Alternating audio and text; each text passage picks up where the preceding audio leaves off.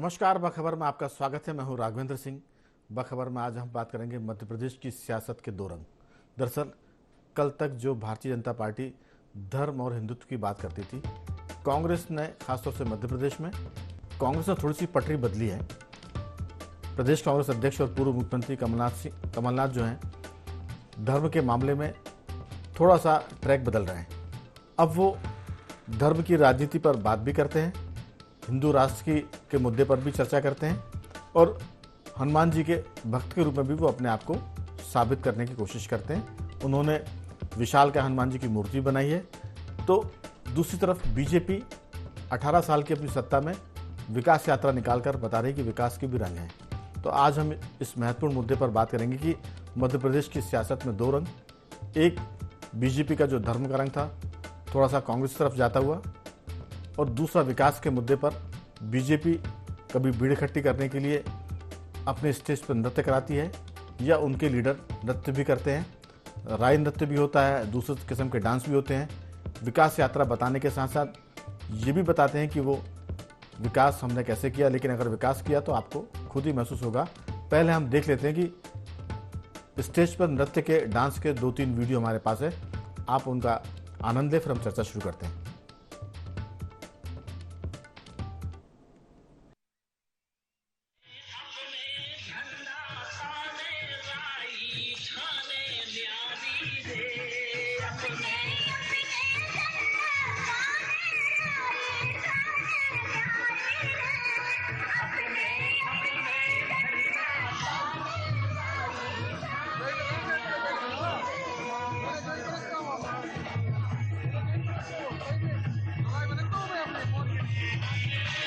विकास यात्रा के नाम पर क्या बताएं। पूरे अधिकारियों को उन्होंने जिम्मेदारी दी है कि विकास यात्राओं में सारे अधिकारी भीड़ जोड़े, लेकिन जनता की भीड़ नहीं जुड़ रही है, जनता जा नहीं रही है। इसलिए भारतीय जनता पार्टी के नेताओं ने और बाल बालाओं को बुला करके अश्लील डांस करा करके जनता को लुभाने का प्रयास किया जा रहा है। ये है भारतीय जनता पार्टी की सच्चाई, जो पूरी जनता जान चुकी है कि भारतीय जनता सिर्फ छलावा करना जानती है, जनता को बेवकूफ बनाना जानती है। ये है भारतीय जनता पार्टी का चाल चरित्र। तो कुल मिलाकर हमने देखा कि किस तरह से सियासत के रंग बिखर रहा है मध्य प्रदेश के राजनीतिक दलों में। कांग्रेस के कमलनाथ धर्म की तरफ जा रहे हैं, भाजपा विकास यात्रा निकालकर बता रही कि उन्होंने कितना विकास किया है और भीड़ इकट्ठी करने के लिए जो कुछ हो सकता है वो सब कुछ किया जा रहा है। हमारे साथ चर्चा के लिए स्टूडियो में मौजूद है हमारे पत्रकार साथी आशीष दुबे जी, और स्काइप पर हमारे साथ मौजूद है पत्रकार साथी डॉक्टर राहुल रंजन। आप दोनों का बहुत बहुत स्वागत है। चर्चा की शुरुआत राहुल जी आपसे, मेरी आवाज़ सुन पा रहे हैं? जी जी। दरअसल राजनीति में या सत्ता में, सत्ता के लिए कुछ भी करेंगे, वही चीज़ हमें दिखाई पड़ रही है कि बीजेपी विकास यात्रा के बहाने ये बता रही कि हमने कितना विकास किया मध्य प्रदेश का, और विकास यात्रा में लोगों को इकट्ठा करने के लिए भी जो कुछ हो सकते हैं वो सारे जादूगरी सारे गिमिक किए जा रहे हैं। उसमें निवाड़ी का हमने देखा, इसके पहले बहुत सारी और भी घटनाएं थी। लेकिन आपकी राय कि बीजेपी की विकास यात्रा जाहिर है कि वो बताना चाहेगी कि हमने 18 साल में क्या किया है, लेकिन ज़्यादा फोकस इस बात पर भी है कि कांग्रेस किस तरह से अपने आप को थोड़ा सा बदलने की कोशिश कर रही है। खासतौर से मध्य प्रदेश में एक तरह से वो रूपांतर कर रही है। धर्म की राजनीति की तरफ कमलनाथ जी जा रहे हैं। आपकी राय कि किस तरह से वो बागेश्वर धाम जाते हैं, वो इंदौर में एक सीहोर के जो एक तरह से जो कथावाचक है उनके पास जाते हैं। इसके अलावा वो ये भी बताते हैं कि वो हनुमान चालीसा का पाठ भी करते हैं। तो बहुत सारी बातें हैं कि सीहोर के प्रदीप मिश्रा के पास वो जब भोपाल भारत जोड़ो यात्रा थी उस समय वो गए थे और उन्होंने बड़ी उनकी कथाएं भी सुनी, उनसे बातचीत भी की। तो ये जो रंग है इसको आप किस ढंग से देखते हैं? कांग्रेस में जो धर्म का रंग घुल रहा है वो कितना लाभकारी होगा, और भाजपा का जो विकास का रंग भाजपा दिखाने की कोशिश कर रही है वो कितना उसको वोट को अपनी तरफ लाने में कामयाब करेगा? आपकी राय? राघवेंद्र जी, एक बार सुना था अपन ने, बहुत पहले सुनते हैं और अक्सर सुनते हुए आ रहे हैं, गिरगिट रंग बदलते हैं। लेकिन ये राजनीति में किस तरीके से रंग बदले जा रहे हैं, ये अब देखने को मिल रहा है। भारतीय जनता पार्टी विकास यात्रा में लग गई। जो एक समय में धर्म यात्राएं करके भारतीय जनता पार्टी ने अपना एक उल्लू सीधा किया है, राजनीति में एक जगह बनाई। वही काम कांग्रेस ने भी कुछ समय किया, कमलनाथ ने भी किया, और भारतीय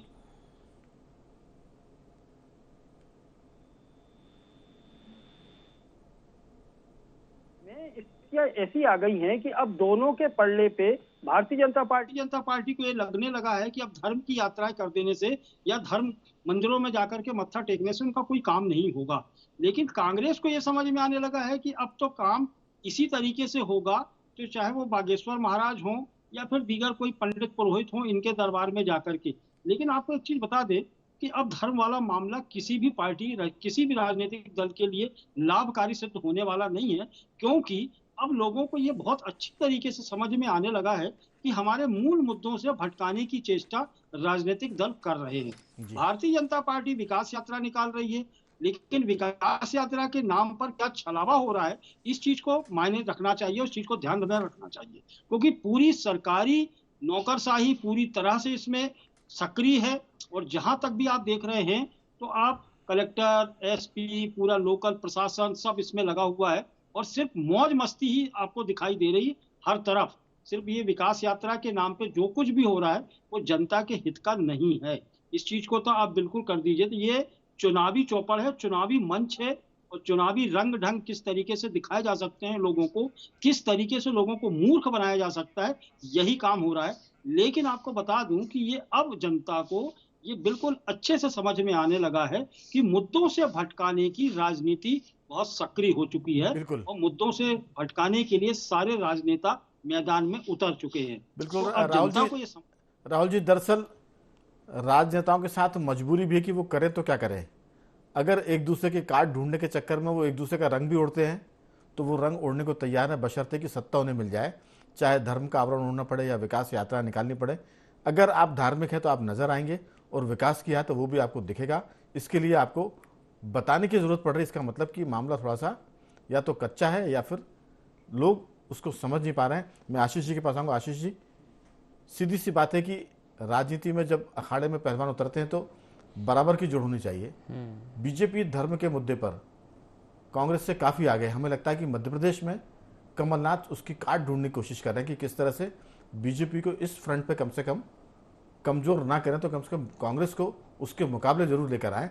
अकेले कमलनाथ है जो इस मुद्दे पर किला लड़ाते हुए दिख रहे हैं। वो हनुमान जी के भक्त हैं, हनुमान जी की मूर्ति उन्होंने बहुत विशाल काय बनाई है। वो हनुमान चालीसा का पाठ भी करते हैं। वो प्रदीप मिश्रा से भी मिलते हैं जो कथावाचक है। वो बागेश्वर धाम भी जाके मुलाकात करते हैं। लेकिन जब देश में या हिंदू राष्ट्र की बात आती है तो वो सीधी सी बात करते हैं कि देश तो संविधान से चलेगा, इसमें कोई शक नहीं। आपकी राय कि ये जो विकास यात्रा है या जो धर्म का मामला है, इसको सत्ता का एक जरिया है ये, या लोग सच में धार्मिक हो रहे हैं? आपकी राय? देखिए, ये दोनों ही रास्ते सत्ता का जरिया माने जा रहे हैं। दोनों ही जो अलग अलग दल हैं या जो भी परिस्थिति है, यानी विकास यात्रा हो चाहे धर्म की बात हो, दोनों को सत्ता तक जाने के रास्ते हैं। बिल्कुल, दोनों को सत्ता में जाने का रास्ता माना गया है। विकास यात्रा जो है वो ये एक तरह से चुनाव के पहले एक कैंपेन है, चुनाव के पहले चुनाव प्रचार है ये, मगर सरकारी स्तर पे हुआ जा रहा है। ये उस तरह से मंच पर भाजपा के नेता थिरक रहे हैं, कार्यक्रम सरकारी है। तो सरकार ने अपनी योजनाओं की इतनी ब्रांडिंग ऑलरेडी कर चुकी है और चला चुकी है कि लोगों के जहन में उसकी जो भी छवि होगी वो तो होगी। तो इसलिए अभी जो है ये सिर्फ मतदाताओं को टटोलने और अपनी जमीन कितनी पुख्ता है ये देखने का प्रयास है विकास यात्रा। दूसरी बात, जहाँ तक धर्म की बात है, तो धर्म का जो रास्ता है ये भी, इसको भी राजनीति, ये सत्ता की कुर्सी या मतदाताओं को लुभाने का ही जरिया मोटे तौर पर माना जाता है। अभी हम देख रहे हैं पिछले काफी समय से, कुछ महीना, एक बड़ा कालखंड हो गया कि हर साधु संत धर्म से जुड़ा व्यक्ति वो राजनीतिक किस्म के बयान देता है। तो ये जो है, मुझे लगता है कि धीरे धीरे ही सही, लेकिन लोग समझते हैं, खासतौर पे जो युवा पीढ़ी है, जो नए मतदाता हैं और उनसे लेके 35-40 साल तक का जो वर्ग है, वो इनसे बहुत ज़्यादा संतुष्ट या बहुत ज़्यादा प्रभावित तो मुझे नहीं लगता होता होगा। और फिर कुछ ऐसे धर्म से जुड़े लोग बयान देते हैं जिनकी खुद की बहुत बड़ी अभी पहचान या समझिए स्थापित नहीं है या जो है, तो बहुत सारे संत और ये जो बात करते हैं तो ये पूरी तरह से राजनीति का जरिया है। और दूसरी बात है, जो नेता है उन्होंने भी ये मान लिया है कि जहां धार्मिक समागम है, जहां धार्मिक भीड़ है या जहां धार्मिक आयोजन है, वहां हमें दिखना जरूरी है। उससे ये होता है कि लोगों को लगता है ये भी धार्मिक आदमी है और ये भी इनका दल भी धार्मिक सोच रखता है। तो ये सारी चीजें, आज कमलनाथ अगर गए हैं वहां पर तो वो अपनी धार्मिक निष्ठा के चलते तो गए ही हैं, लेकिन राजनीतिक निष्ठा और राजनीतिक एक जरूरत के तौर पे भी वो वहां पे गए हैं। तो ये अभी थोड़े दिन बाद 18 तारीख को या कोई एक तारीख है जिसमें शिवराज सिंह भी जाने वाले हैं, तो ये कहना ठीक नहीं है कि शिवराज सिंह विकास यात्रा का एजेंडा लेके वहां पहुंचेंगे और कमलनाथ सिर्फ राजनीति के लिए गए। दोनों का एक एजेंडा है कि किस तरह उस धर्म के समूह को प्रभावित किया जाए और ये संदेश देने की कोशिश की जाए कि हम धर्म से जुड़े हैं। अब जहां तक कांग्रेस के हिंदुत्व की बात है, जितना मुझे लगता है कि अभी हिंदुत्व का रंग भाजपा और उसके दलों ने, उसके समर्थकों ने या उनके संगठनों ने इतना गाढ़ा कर दिया है कि उस पर फिट होने के लिए कांग्रेस को और बाकी दलों को बहुत संघर्ष करना पड़ रहा है और करना भी पड़ेगा, और वहीं पर जाकर ये लोग मिसफिट हो जाते हैं। तो और दूसरी एक उदाहरण भी है कि जब हार्ड हिंदुत्व की राह पर जब कांग्रेस चली है, उसको कहीं ना कहीं नुकसान भी हुआ है। ये गुजरात इसका उदाहरण है, जहां पर कांग्रेस ने बहुत सख्त हिंदुत्व, बिल्कुल सीधे हिंदुत्व की लाइन ली थी और आखिरी में इस तरह का वो शीरजा बिखरा, वो कहना चाहिए कि वो, और भाजपा को ये बहुत मुफीद लगता है कि कांग्रेस हिंदुत्व की राह पे जाए, क्योंकि जब ऐसा होता है तो मतदाता ये मान के चलते हैं कि ये ज्यादा हिंदूवादी पार्टी है, वो भाजपा है। तो यहाँ पर जो एक दुविधा है कांग्रेस के सामने, क्योंकि वो इस तरह के एक पैमाने सेट हो गए। तो अब लेकिन आशीष जी, दरअसल आप चुनाव के वक्त ही मंदिर जाएंगे जी, तो फिर आपके हिंदुत्व पर लोग सवाल खड़े करेंगे निश्चित रूप से ना। तो अगर कांग्रेस सिर्फ चुनाव के समय हनुमान जी की बात करेगी, अगर कांग्रेस चुनाव के समय शंकर जी के मंदिर जाएंगी, अगर चुनाव के समय कांग्रेस के नेता अगर जनेऊ पहनेंगे, तो ये उनको प्रैक्टिस में लाना पड़ेगा 12 महीने, तब ये एस्टेब्लिश होगा कि ये सच में भाजपा की काट ढूंढ रहे हैं। लेकिन चुनाव के वक्त अगर कोई करेगा तो वो चुनावी मुद्दा मानकर उसका फिर असर नहीं होता है। जी बिल्कुल, ये बात सही है कि ये अगर हम कांग्रेस के संदर्भ में बात करें तो कांग्रेस को वो जो अपना रंग ओढ़ना है, जो चाहने के, जो जद्दोजहद उसके भीतर दिखती है, उसके लिए कांग्रेस को एक लंबा रियाज करना पड़ेगा, एक लंबा अभ्यास करना पड़ेगा। वैसे देखा जाए तो 80 के दशक तक कांग्रेस ही हिंदूवादी पार्टी कहलाती थी, बिल्कुल, और शुद्ध रूप से वो सभी धर्मों का, वर्ग का ख्याल रखने का संदेश देती थी और हिंदुओं में उसकी गहरी पैठ थी। लेकिन ये राम मंदिर विवाद जब से रंग लाया है और कांग्रेस में जब वो एक मुस्लिम तुष्टीकरण की बात कुछ नेताओं ने शुरू कर दी, वहां से कांग्रेस का जो है वो पतन शुरू हुआ और वो दुविधा आज तक चल रही है। आपने बहुत गंभीर बात की, लेकिन ये पूरा मुद्दा राष्ट्रीय स्तर का है। अब राष्ट्रीय स्तर पर जाएंगे तो फिर जब मनमोहन सिंह प्रधानमंत्री हुआ करते थे, उस समय सच्चर आयोग बना था, सच्चर कमेटी की एक लाइन को बीजेपी ने बहुत ज्यादा प्रचारित किया था। वो ये था कि देश के प्राकृतिक संसाधनों पर पहला अधिकार अल्पसंख्यकों का है। इस लाइन को जितना बीजेपी ने विस्तारित किया है, और इसके विस्तार से भाजपा को जितना नुकसान हुआ है और कांग्रेस को जितना नुकसान हुआ है, भाजपा को उससे उतना ही लाभ हुआ है। तो मुद्दों को पकड़ना और उसको जनता के बीच में फेंकना, ये भी मुझे लगता है कि एक कला है, और इसमें अभी कांग्रेस के लोग उतने पारंगत हैं जितना बीजेपी के लोग हैं। बिल्कुल, मैं राहुल जी आपसे सिर्फ ये मेरा सवाल था कि राम मंदिर जैसे मुद्दे ने बीजेपी पर हिंदुत्व का रंग गाढ़ा किया, फिर धारा 370 हटाने के मामले में भाजपा के ऊपर राष्ट्रवाद का रंग भी गाढ़ा हो गया। तो ये जो दो मुद्दे हैं खासतौर से, बाकी तो फिर हम सीए एनआरसी की बात नहीं कर रहे हैं, लेकिन इन दो मुद्दों के मुकाबले कांग्रेस बहुत पीछे हो गई है। वो कितना भी धार्मिक हो जाए, राम मंदिर की जब बात आती है तो कांग्रेस उसमें कमजोर पड़ जाती है, क्योंकि राम मंदिर की सुनवाई के समय कांग्रेस ने जो बयानबाजी की थी बतौर वकील, वो वकील के तौर पर की थी, लेकिन जो वो कांग्रेस के लीडर थे तो वो कांग्रेस की बात को माना गया, चाहे कपिल सिब्बल की बात करें दीगर लोगों की। तो राम मंदिर और 370 धारा 370 हटाने पर बीजेपी ने बाकी दलों से बहुत बढ़त बना ली है, राष्ट्रवाद के मामले में और धर्म के मामले में। आपको लगता है कि अगर कांग्रेस पार्टी धर्म को आत्मसात करना चाहती है तो सिर्फ चुनाव के समय अगर वो करेगी तो बीजेपी इसको बोलेगी कि ये चुनावी धार्मिक लोग हैं, चुनाव के बाद ये भूल जाते हैं कि हनुमान जी कहाँ हैं और रामचंद्र जी कहाँ हैं। कहीं ना कहीं इसको प्रैक्टिस में लाना पड़ेगा, ताकि आप 12 महीने ये बता सके कि हम राजनीतिक भी हैं और धार्मिक भी हैं। जी कुंड लगा देने से शंकर जी का कोई भक्त नहीं हो जाता। एक दिन सत्यनारायण की कथा करा दो तो कोई भक्त नहीं हो जाता। एक दिन इन पंडित पुरोहितों के दरबार में जाकर के मत्था टेक दो तो कोई बहुत महान नहीं हो जाता। तो ये चीजें तो दिखावे की अलग दिखाई देने लगी है। यदि कमलनाथ या फिर दीगर कांग्रेस के जो भी नेता ये जो मत्था टेकने का जो काम कर रहे हैं, ये बिल्कुल स्पष्ट देखा है कि इन्होंने ओढ़ ली है धार्मिकता को। तो ये ओढ़ना अलग जनता को समझ में आता है। सालों से बैठे हुए हैं, मालूम है कि हनुमान जी के भक्त हैं, हनुमान चालीसा पढ़ते हैं, लेकिन नैया पार हनुमान चालीसा पढ़ने से नहीं लगेगी, ना ही त्रिपुंड से, ना ही जनेऊ पहनने से, ना मत्था टेकने से। नैया पार लगेगी जो तात्कालीन मुद्दे हैं, जो लोगों की समस्या है, क्या आप उनको लोगों को भरोसे में ला सकते हैं कि आपकी सरकार बने या आप जीत जाओ या सत्ता में आ जाओ तो आप उनका भला कर दोगे।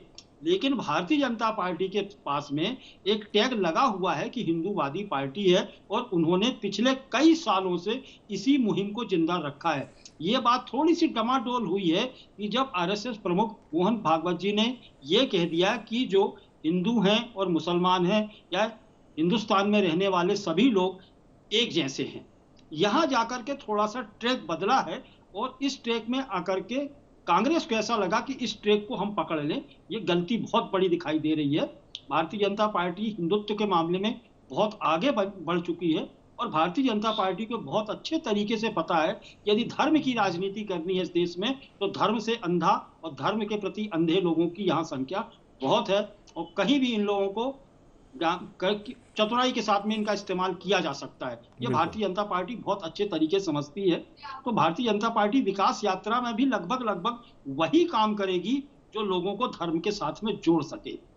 बिल्कुल आशीष जी, दरअसल मेरा आखिरी दौर में दोनों साथियों से सवाल रहेगा कि आप चाहे धार्मिक यात्रा निकालें चाहे विकास यात्रा निकालें, लेकिन चुनाव में अभी जितना वक्त है उसके पहले अगर आप कार्यकर्ताओं से मिलने की यात्रा निकालें, जनता के दुखों को लेकर सड़क पर उतारने की यात्रा निकालें, तो आपके वोट भी बढ़ेंगे और आपका जनता से कनेक्ट होगा, आप जनता से कनेक्ट होंगे, जुड़ेंगे।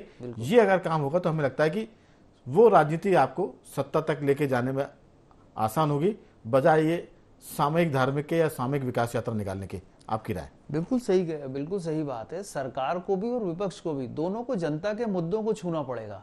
सरकार चूंकि मध्य प्रदेश में इतनी पुरानी हो गई है कि कई बार बहुत कंफर्टेबली जब बल्लेबाज जम जाता है तो बहुत कंफर्टेबली खेलने लगता है, उसको हर चीज बहुत लाइटली लेता है हर सिचुएशन को।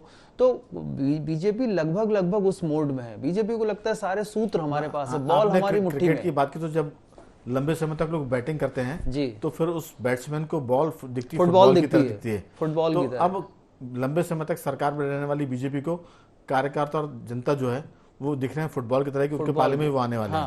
अब फुटबॉल के शब्द दूसरे भी लोग निकाल सकते हैं कि चाहे जहां हम किक कर सकते हैं, किक कर दो। जी हाँ, लगभग ये होता भी है कि जनता को बातों से, योजनाओं से भरमाने की कोशिश की जाती है, वो उसी तरह की चीजें। लेकिन बीजेपी इन दिनों ये कोशिश भी कर रही है कि वो अपने कार्यकर्ताओं से कनेक्ट हो रही है, जनता से कनेक्ट हो रही है।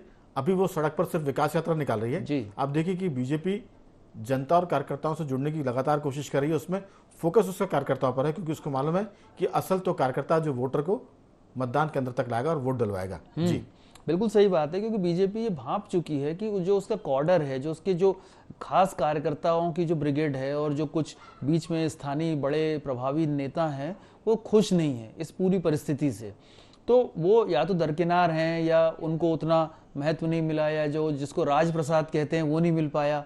तो इन चीज़ों को बीजेपी भांप चुकी है, तो वो सारी चीज़ों को वो कवर अप करने की कोशिश कर रही है जल्दी से जल्दी, जितना जल्दी हो जाए। तो विकास यात्रा जो है मतदाताओं के साथ साथ स्थानीय नेताओं को भी परखने, सक्रिय करने, मनाने और उनको आगे पीछे समय में कुछ ओबलाइज करने का पूरा जतन है।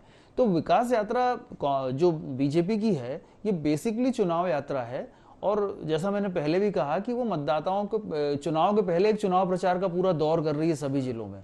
अब कांग्रेस की जहां तक बात है, तो कांग्रेस जो स्थानीय स्तर, अपने स्तर पे, प्रादेशिक स्तर पे भाजपा की जो काट करने की कोशिश कर रही है वो ठीक है। उसने अपनी नेटवर्किंग की है, बहुत सारे पदाधिकारी बनाए हैं ताकि कुछ लोग किसी से कनेक्ट हो जाएं, उनके खुद के भी बहुत सारे अभियान चल रहे हैं। और सबसे बड़ी बात है कि कांग्रेस को इन सारे कर्मकांडों के साथ जो पब्लिक की नब्ज है, कहाँ किस स्तर पे किस योजना में कहाँ किस लोगों को लाभ नहीं मिला, उन चीज़ों को पकड़ना पड़ेगा। कांग्रेस अगर पकड़ती है उस चीज़ों को तो निश्चित तौर पे भाजपा उसको भांपेगी, कुछ अच्छा करने की कोशिश करेगी। तो इन दोनों को जो मुद्दों पर जो संघर्ष होगा उससे अंततः जनता का भला होगा। बिल्कुल। एक तो चीज, अभी तो कमलनाथ अकेले दिखते हैं जी, दिग्विजय सिंह के आने के बाद क्या सीन हो सकता है? देखिए दिग्विजय सिंह जब सक्रियता से आएंगे जब यहाँ पर, तो निश्चित तौर पे वो कार्यकर्ता, कांग्रेस कार्यकर्ताओं से उनकी नेटवर्किंग कमलनाथ की बनिस्बत ज़्यादा है, तो वो कांग्रेस के लिए उतने ही उपयोगी हो सकते हैं जितने पिछले चुनाव में हुए थे। पिछले चुनाव में उन्होंने वो संगत में पंगत या वो क्या एक अभियान चलाया था और बहुत सारी चीज़ें उन्होंने की थी। तो बेहतर कांग्रेस के लिए जरूरी, खासतौर पर कमलनाथ के लिए जरूरी ये होगा कि वो दिग्विजय सिंह, अजय सिंह, अरुण यादव और जो भी स्थानीय जो प्रभावी चेहरे हैं उन्हें जोड़ें। बिल्कुल। और ये भावी मुख्यमंत्री इस तरह की जो मुहिमें हैं अंततः कांग्रेस को कांग्रेस के खिलाफ खड़ा कर रही है, जबकि कांग्रेस को भाजपा के खिलाफ खड़ा होना है। बिल्कुल। राहुल जी, कार्यकर्ताओं की नाराजगी दूर करने वाली यात्राएं अगर पार्टियां निकालेंगी, अगर वो मंदिरों के साथ साथ कार्यकर्ताओं के साथ जनता से भी जुड़ने की कोशिश करेंगी, तो फिर वो उनकी सियासत सत्ता के निकट पहुंचेगी। और नहीं तो ये एक तरह से मौसमी मामला है। मौसम आ गया चुनाव का तो जनता से जुड़ लो, मौसम आ गया चुनाव का तो मंदिर चले जाओ, और मौसम आ गया है तो आप कार्यकर्ताओं के साथ संगत कर लो। लेकिन अभी फरवरी है, दिसंबर में चुनाव होना है। जो पार्टी कार्यकर्ताओं के साथ संगत करेगी, जो पार्टी जनता के बीच में जाके जनता की दिक्कतों को दूर करेगी, हमें लगता है कि उसी पार्टी का धर्म मजबूत होगा। ये बाकी धर्म मंदिर तो अपनी जगह है। आप किस पर राय? देखिए राघवेंद्र जी, पिछला चुनाव जब कांग्रेस जीत गई थी उस समय भी यही चीजें सामने आई थी कि ये कार्यकर्ताओं से नहीं जुड़ पाए थे। कांग्रेस वाकई में कई वर्षों से अपने कार्यकर्ताओं से बहुत दूर है। ये इस तरीके की धार्मिक यात्राएं करके कार्यकर्ताओं से नहीं जोड़ा जा सकता। कई बार इस चीज को मैं भी कह चुका हूं कि कांग्रेस में अभी भी एक, लेकिन राहुल जी, इतनी गंभीरता आशीष जी ने बता, हम चर्चा कर रहे थे कि कार्यकर्ताओं से जुड़ने का जो फ्रंट है वो दिग्विजय सिंह के पाले में ज्यादा है। उस मोर्चे पर दिग्विजय सिंह काम करेंगे। जी नहीं, तो कमलनाथ जी की जो कार्यशैली है वो कार्यकर्ताओं को करीब ले जाने की नहीं, न कार्यकर्ताओं को करीब लाने की है। दिग्विजय सिंह की कार्यशैली जो है कार्यकर्ताओं के साथ में जुड़ने की है। हर दुख सुख में वो पहुंच जाते हैं लोगों के साथ। इसीलिए आज दिग्विजय सिंह इतने वर्षों के बावजूद भी, मुख्यमंत्री होने के बाद इतने साल वनवास काटने के बावजूद भी, दिग्विजय सिंह का मध्य प्रदेश में एक स्थान है। राष्ट्रीय स्तर पर जो भी हो, लेकिन मध्य प्रदेश में उनका स्थान है। कार्यकर्ताओं के साथ में उनका जुड़ाव है। उस दिशा में कमलनाथ थोड़े से पीछे हटते हुए दिखाई देते हैं। तो कांग्रेस को और खासतौर से कमलनाथ को, यदि उनको फ्रंट में जाकर के चुनाव लड़ा जा रहा है तो इनको इस चीज पर प्रयास करना पड़ेंगे। Bharatiya Janata party booth level पर बहुत कर रही है, लेकिन कांग्रेस के पास में अभी भी बूथ लेवल पर कार्यकर्ता उपलब्ध नहीं हो पाते। इस चीज को ध्यान कांग्रेस को रखना ही पड़ेगा, तब जाकर के वो आमने सामने की फाइट कर पाएंगे भारतीय जनता पार्टी के पास में, क्योंकि भारतीय जनता पार्टी के पास बहुत कार्यकर्ता है उनके पास। मेरा दोनों साथियों से सवाल था कि एक वाक्य में आप चाहे तो उत्तर दे सकते हैं। कार्यकर्ता असल में माने वन मैन आर्मी टाइप काम करती है। उसके विधायक का टिकट जिसको मिलता है वो खुद ही आर्मी सोल्जर होता है और वो खुद ही काम करता है। तो यहाँ तो कार्यकर्ता इकट्ठे करने का काम, उसको सक्रिय करने का काम उसके जिम्मे ज़्यादा होगा जिसको टिकट मिलेगा। बाकी काम पीछे से दिग्विजय सिंह करेंगे, कमलनाथ जो भी अपने चैम्बर की पॉलिटिक्स करके जो पॉलिसी बनाएंगे उस पर होगा। आपकी इसमें एक दो वाक्यों में राय राहुल जी। कार्यकर्ताओं का भी राजनीतिक दलों के साथ में जुड़ने पर एक छोटा सा स्वार्थ होता है। यदि उनके वरिष्ठ नेता उस स्वार्थ के पूर्ति करने का आश्वासन भी दे देते हैं तो कार्यकर्ता सक्रिय हो जाते हैं। आशीष जी, आपका क्या कहना है? बिल्कुल सही बात है कि जब तक ये कमलनाथ का लगभग निर्विवाद छवि और दिग्विजय सिंह की नेटवर्किंग और बाकी नेताओं की जो क्षेत्रीय जो उनका बल है, इन सब का एक पूरा रसायन बनाना होगा, तब जाकर कांग्रेस बीजेपी के कॉर्डर का मुकाबला करना। कुल मिलाकर कह सकते हैं कि मध्य प्रदेश की राजनीति में सियासत के दो रंग इन्होंने दिख रहे हैं। एक तो भाजपा की विकास यात्रा है, दूसरा कमलनाथ की धार्मिक यात्रा है। ये क्या गुल खिलाएगी ये तो समय बताएगा, लेकिन अभी तो जो हमारे विशेषज्ञ हैं, जो पत्रकार साथी, उनका कहना यह है कि आपको कार्यकर्ता और जनता से कनेक्ट होना पड़ेगा, जनता की बातों को सड़क पर लाना पड़ेगा और कार्यकर्ताओं की नाराजगी को दूर करना पड़ेगा। जो पार्टी ये कर लेगी, सत्ता की राह उसके लिए आसान होगी। दोनों मेहमानों का बहुत साधुवाद। राहुल जी आपका भी और आशीष जी आपका भी बहुत बहुत धन्यवाद कि आपने IND24 के साथ चर्चा की। बखबर में आज सिर्फ इतना ही। कल किसी और मुद्दे पर बात करेंगे, तब तक बने रहिए हमारे साथ और देखते रहिए IND24।